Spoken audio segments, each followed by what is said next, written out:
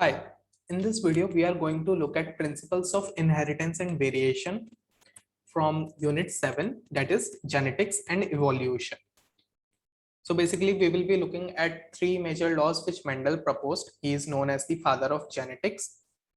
And basically, he defined the idea of basic inheritance and basically the hereditary features which gets passed on to from parents to progeny.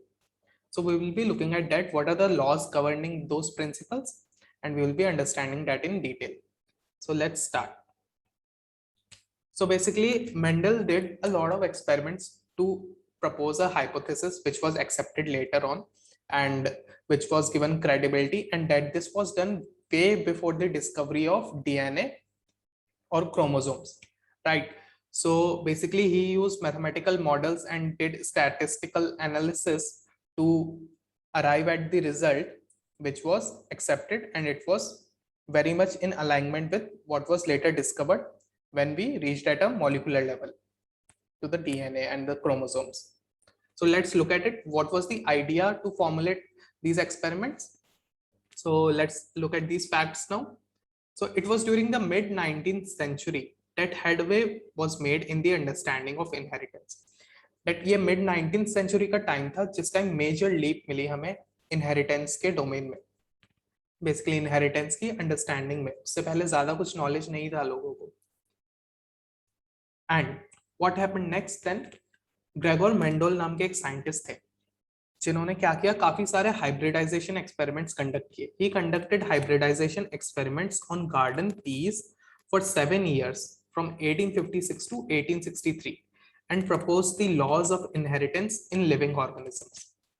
तो basically उन्होंने क्या किया, बहुत सारे hybridisation experiments किए. Hybridisation मतलब basically उन्होंने एक प्लांट को लिया एंड दूसरे प्लांट से उसका रिप्रोडक्शन करवाया. सो बेसिकली उनके गैमीट्स को फ्यूज करवाया एंड देन बेसिकली हमने प्रोजेनी प्रोड्यूस करी एंड देन उन रिजल्ट्स को ऑब्जर्व करके भी हमने कंक्लूजन्स ड्रॉ किए. So that was in short hybridisation experiments, means crossing one plant with another plant.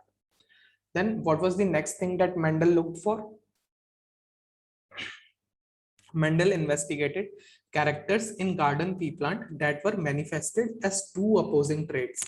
Example, tall or dwarf plants, yellow or green seeds.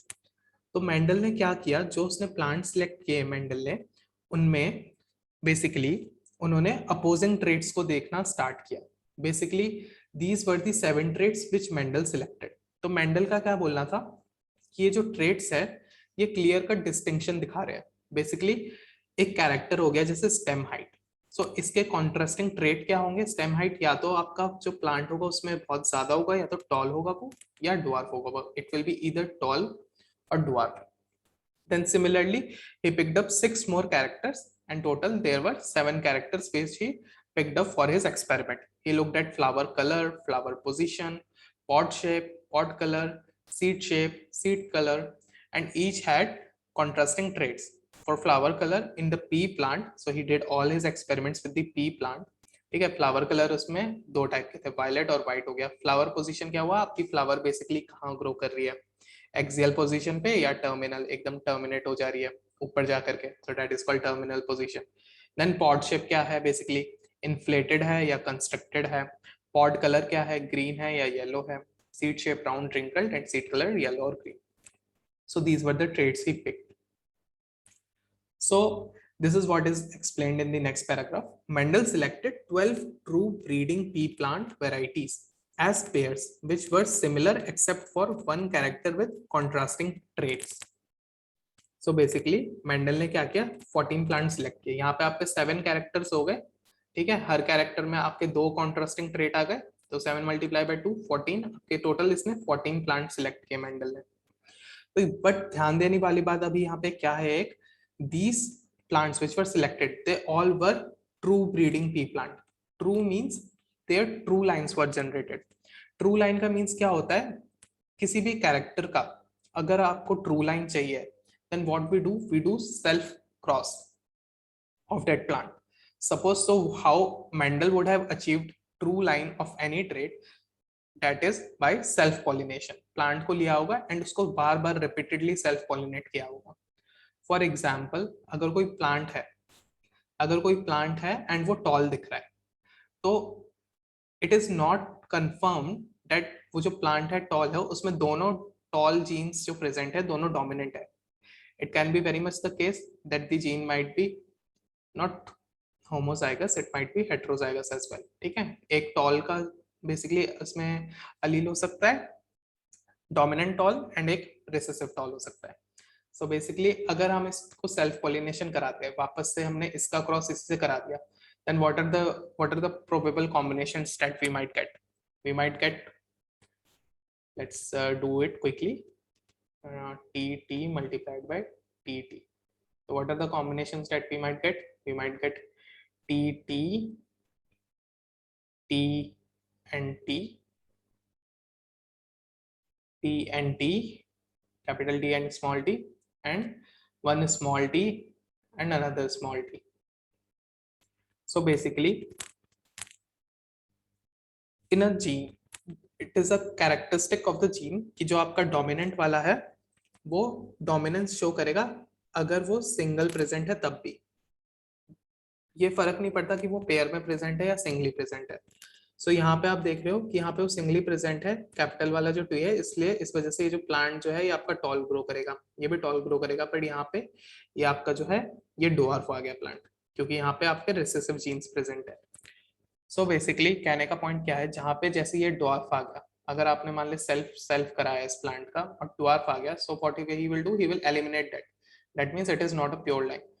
Then what is the another probability that he might get heterozygous tall plant. ठीक है, heterozygous आ गया, फिर से इसको जो heterozygous है उसको वापस से उसकी सेल्फ ब्रीडिंग करा दी.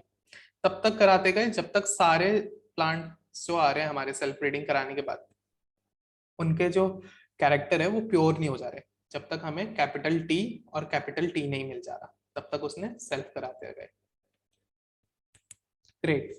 So this is how Mendel took 14 true breeding pea plants and he did his experiments with that. So he concluded 3 laws, out of which first law was law of dominance. So it was based on these observations. So what was the first observation he observed? When he took a tall pea plant and he crossed that with a dwarf pea plant, he observed that we get 2 tall plants. Means for the pictorial representation over here, यहाँ पे 2 plants लिए गए हैं. कहने का मतलब क्या है कि जितने भी plants आए यहाँ पे वो सारे के सारे tall आए हमारे. ठीक है, सारे के सारे tall आए. So इस generation को हम क्या बोल रहे हैं, F1 generation बोल रहे हैं. This generation is called what? F1 generation. Now what happened, जब इन दोनों plants का इसने selfing कराई, इन दोनों प्लांट्स की जब मेंडल ने सेल्फिंग कराई, यानी कि इनका सेल्फ पोलिनेशन करवाया, वापस से इनको आपस में गैमीट्स का फ्यूजन करवाया, then what was the combination that was observed in the next generation was that ये जो जितने भी प्लांट्स आए आपके नेक्स्ट जनरेशन में, they were 3 tall and 1 dwarf. They were in the ratio of 3:1. If I put it in the format of a ratio, what is the ratio that we are getting? It is 3:1. So this generation was called as F2 generation. ठीक है, F1 generation हुई, F2 generation हुई. तो इस observation से क्या पता पड़ रहा है, इस ऑब्जर्वेशन से Mendel concluded that there is something which is passing on from generation to generation undisturbed. कि अनडिस्टर्ब जा रहा है वो गैमीट से जनरेशन टू जनरेशन. क्योंकि अगर यहाँ पे दोनों प्लांट्स अगर टॉल है, ठीक है, अगर वो जो हमारे पास जो फैक्टर था जो कि ड्वार्फ के लिए रेस्पॉन्सिबल था, अगर वो एलिमिनेट हो गया होता इस स्टेज पे, देन यहाँ पे हमको वापस वो ड्वार्फ प्लांट यहाँ पे एक देखने को मिलता ही नहीं. यहाँ पे ये ड्वार्फ प्लांट एक्सिस्टेंस में आ गया, दैट सिंपली मींस कि ये जो ड्वार्फ का जीन था, ये जो यहाँ पे जो ड्वार्फ का फैक्टर था वो बेसिकली यहाँ भी प्लांट में प्रेजेंट था इन सम फॉर्मेट और द अनदर. अगर प्रेजेंट नहीं होता देन हमें अगली जनरेशन में देखने को ही नहीं मिलता. Just because this plant is appearing tall doesn't mean that its genotype will be 100% purely tall, right? So this is what was concluded through the experiment. This is what was visible to us, right? So on the basis of these observations, he proposed this law of dominance, so which has 3 important points. Let's look at them one by one. The first point made was characters are controlled by discrete units called factors. ठीक है, क्या मतलब हुआ इसका? यहाँ पे हम कौन सा कैरेक्टर देख रहे हैं? हम लोग कैरेक्टर जो देख रहे हैं, character under observation is plant का हाइट, प्लांट हाइट। ठीक है, then what is this thing saying? These are controlled by discrete units called factors। अब ये जो कैरेक्टर है ये एक डिस्क्रीट यूनिट से कंट्रोल हो रहे हैं जिनको हम फैक्टर कहते हैं, जिनका आगे ही जाके नाम क्या हो जाता है? जीन हो जाता है। Right now all of you might be aware with the term gene। So basically these factors, when these were discovered in those ancient days of Mendel, he called them as factors। that these characters are controlled by these factors। So basically in factor ने क्या किया? इन्होंने character को control किया। एक plant tall हुआ उसकी वजह से, एक प्लांट ड्वार्फ हुआ उसकी वजह से। Now what was the another point that he made? That was factors occur in pairs। Factors जो है वो आपके हमेशा पेयर में होते हैं। So basically if I represent this tall plant का factor, basically tall plant की हाइट का जो फैक्टर है उसको मैं कैपिटल टी से अगर रिप्रेजेंट कर देता हूँ, तो सेकंड लॉ के अकॉर्डिंग, सेकंड पॉइंट के अकॉर्डिंग यहाँ पे ये जो टी का जो है मेरे पास एक और पेयर होना चाहिए, राइट। सिमिलरली ड्वार्फ को रिप्रेजेंट करने के लिए मैं स्मॉल टी का यूज कर लेता हूँ, तो ये भी एक पेयर में होगा। ठीक है, ठीक है। तो जब इन दोनों को हमने मल्टीप्लाई किया तो what will we will get? so this will be made clear by a third point। so what is the third point saying? In a dissimilar pair of factors, one member of the pair becomes dominant and the other one is recessive। so basically जब हमने इनको cross किया, so basically simply this will work like mathematics, like maths में जैसे probability होती है। आप simply क्या करोगे, एक बार इस टी को इस टी से मल्टीप्लाई कर दोगे, एक बार इस टी को इस टी से मल्टीप्लाई कर दोगे। तो बेसिकली क्या कॉम्बिनेशन मिल रहा है हमको? जो यूनिक कॉम्बिनेशन मिल रहा है that is only T and T. यही एक यूनिक कॉम्बिनेशन मिल रहा है हमें, राइट। सो सपोज यहाँ पे हमारे पास टी टी का एक प्लांट आ गया और यहाँ पे टी टी का दूसरा प्लांट आ गया। अब इसको आपस में फिर से क्रॉस करते हैं। ठीक है, चलो। तो जब हमने इनको आपस में क्रॉस किया तो क्या मिल रहा है हमें? बेसिकली ये टी यहाँ से जाएगा, मल्टीप्लाई हो जाएगा, ये वाला टी यहाँ पे मल्टीप्लाई हो जाएगा, देन ये वाला टी अगेन यहाँ पे, एंड देन ये वाला टी यहाँ पे। सो आपको क्या कॉम्बिनेशंस मिलेंगे? बेसिकली 4 कॉम्बिनेशंस मिल जा रहे हैं आपको, right. What are those combinations? Not 4, 3 combinations basically. T T, capital T and small T, capital T and small T, and small t and small t। So basically these are the 4 combinations that we got। Now let's look at the third point once again। So it is saying in a dissimilar pair of factors, जहां पे dissimilar pair हो गया, यहाँ पे t और t capital t similar है, यहाँ पे कैपिटल T और स्मॉल t डिसिमिलर है, यहाँ पे capital T small t dissimilar है। तो these are two under the highlight। ठीक है, in a dissimilar pair of factors, member of the pair dominates the other one which is recessive। so जो member of जो domination हो गया यहाँ पे वो है कैपिटल टी आपका, राइट। कैपिटल टी आपका यहाँ पे डोमिनेंट रहेगा एंड वो डोमिनेट कर देगा इस स्मॉल टी को, इस स्मॉल टी को एक्सप्रेस ही नहीं होने देगा। तो बेसिकली स्मॉल टी जो रिस्पॉन्सिबल था प्लांट को ड्वार्फ बनाने के लिए, प्लांट को छोटा बनाने के लिए, उसको मौका ही नहीं मिला एक्सप्रेस होने का, क्योंकि कैपिटल टी ने डोमिनेट कर दिया, एक तरीके से उसको दबा दिया। तो इसलिए ये प्लांट आपका टॉल ही आया एंड ये प्लांट भी आपका टॉल ही आया, टॉल का टॉल ही आया। एंड इस प्लांट का क्या हुआ? यहाँ पे कोई दबाने वाला था नहीं, इस वजह से ये जो रिसेसिव था ये अपने आप को एक्सप्रेस कर पाया, इस वजह से over here the plant which we are getting is dwarf। so this is the first law of Mendel, which is the law of dominance। so let's look at some more facts now। the law of dominance is used to explain the expression of only one of the parental characters in a monohybrid cross in the F1 and the expression of both in the F2। it also explains the proportion of 3:1 obtained at the F2। so we just looked at how we are getting 3:1।